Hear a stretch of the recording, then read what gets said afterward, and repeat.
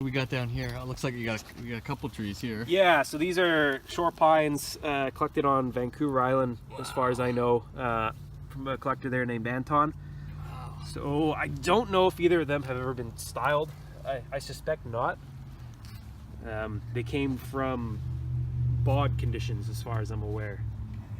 So that's why you've got this kind of choke point here where you've got obvious inverse taper, because this would have all been below the soil per se, below the water, below the muck, growing something like this, right? Okay, yeah, right. That's all buried. I was really drawn to this tree in particular because it seemed like an easy styling, just to change the planting angle. Yep. And you've got this really acute angle of drop right here, and just a full cascade. Okay. You've got this wonderful little branch here if you wanted to keep some kind of green up top. But very easy to style a cascade out of that. Yeah. We'll see when it comes time to repot if there's something going on with the roots. If I've got major structural roots up here for some reason, right. Yep. that won't be possible. But I did a little bit of exploratory digging in there, and it seems like it's going to be doable. So that'll be a project for the spring. Yeah, well, it's just gorgeous. The Yeah. movements there, right? It's just and it's so non-symmetrical, right? Mm-hmm. You have a nice bend here, and then longer, and then sharp bend, and Yeah. it's got a lot to it. I love Yeah, that one. yeah, that was a wonder you were must-have tree. Yeah, no wonder you were drawn to it. Yeah, It's beautiful. and it's obviously very healthy. It's spent only a few months with me. I got it middle of summer. Yeah, look at the difference. But Those needles. yeah, absolutely massive. So it's more than ready to be worked. Yeah, you Normally can I'd see- want you to see- style it before repotting it, but it all depends on whether or not I can get that angle change. Yeah. So repot first, give it a year to recover, and then hopefully start working on it then. Nice. And another shore pine came from the same place. I'm assuming bog conditions as well, but I'm not entirely sure. Could have come from some rock. Literati style, eh? Yeah, absolutely. You got the pine cones in there. That's something nice too. Yeah. I like that. Very angular movement in some spots for Literati. Like this is yeah, right. quite interesting. That's a good problem to have, I'd say. The tree almost styles itself.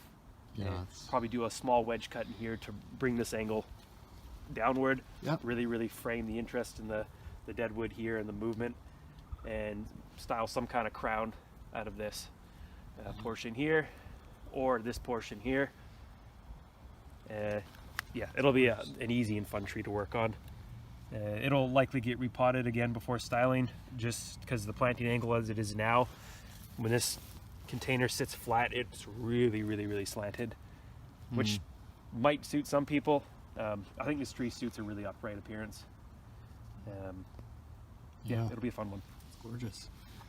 What do we got in behind here? What's this one here? This is Is this a spruce or is this a? this is hemlock? What is a hemlock. Yeah. Okay. Nice. Not a western. This Okay. one came again from the coast, mountain hemlock. Okay. You can see the kind of difference in colors from the older needles and the newer ones. Absolutely gorgeous tree. Unstyled by me. I suspect it's been styled once before.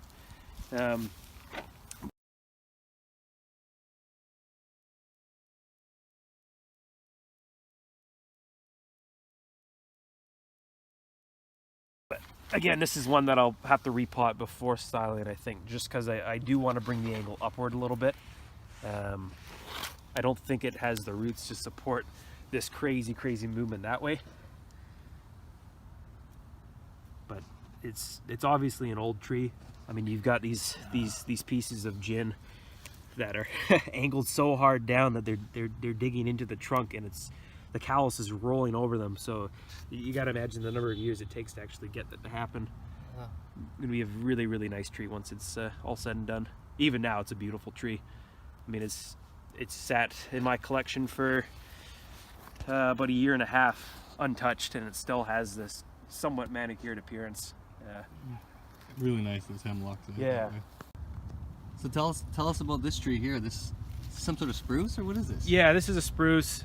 There's another local guy who's been growing bonsai from seed and cutting for quite some time, since the mid 80s.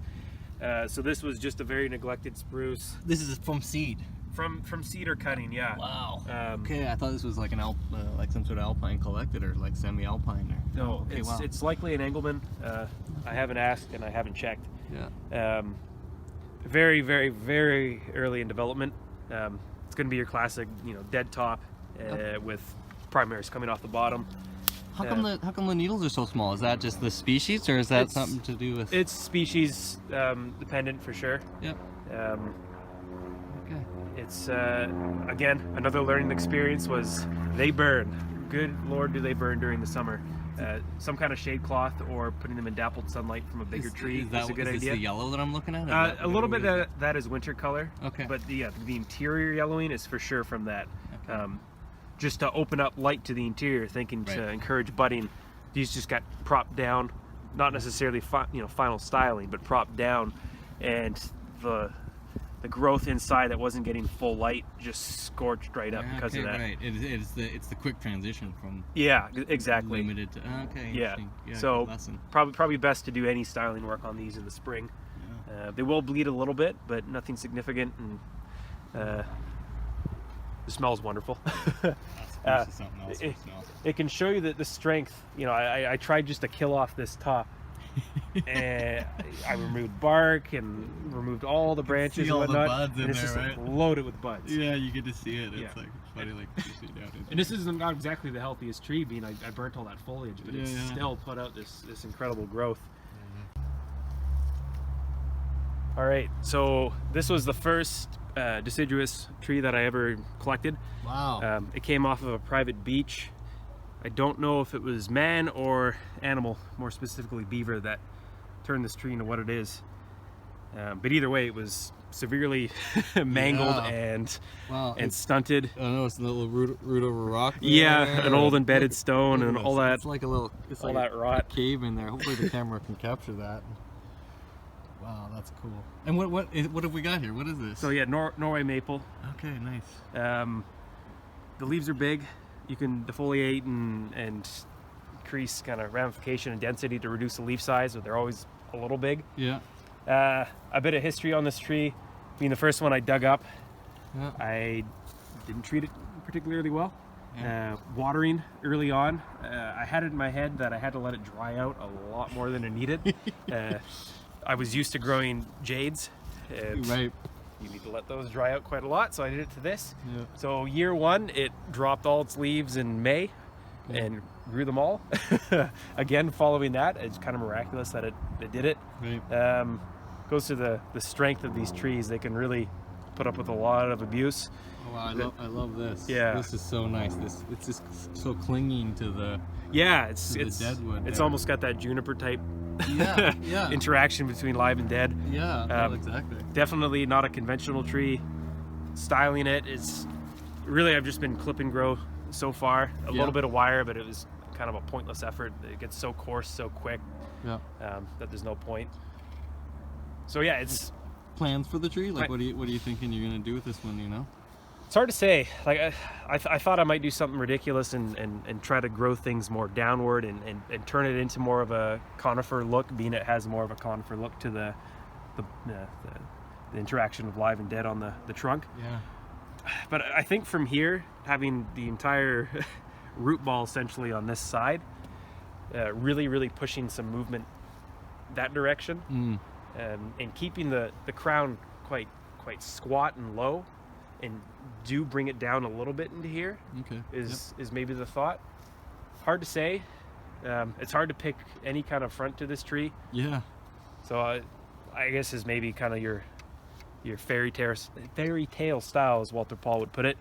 It breaks convention so much, but with all the hollows and just strangeness to it, you can easily picture it in a story, a book of some kind. Yeah, well, I mean, it's like you said, picking a front's tough because this is so beautiful with this live interaction here, the connection here, but then the whole other side is so nice too with the front, and so and you have this root whether you like that or not, right? So it looks like there's lots to work with in this one. So. Yeah, so it'll be a fun little project.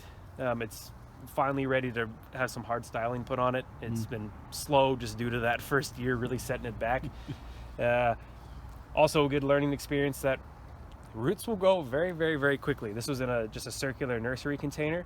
Okay. And this root, you know, when we started, it was probably pencil sized. Oh, wow. Okay. And it circled around so rapidly. Yeah. I regret not having it in a wider container, because I really could have spread these out as they were growing and tried to create a better nabari.